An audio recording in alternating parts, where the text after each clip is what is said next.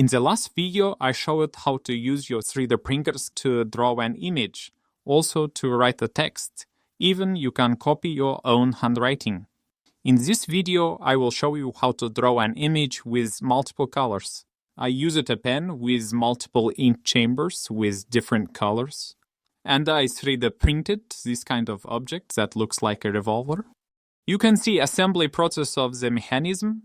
It consists of two servo motors. One is used to move the cylinder. Second is used to move ink chambers. Also, I used springs to keep them at upper positions when they are not being used.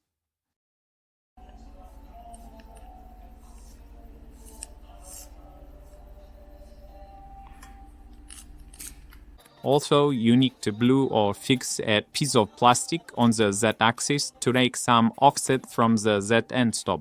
Then I installed my assembly near the nozzle.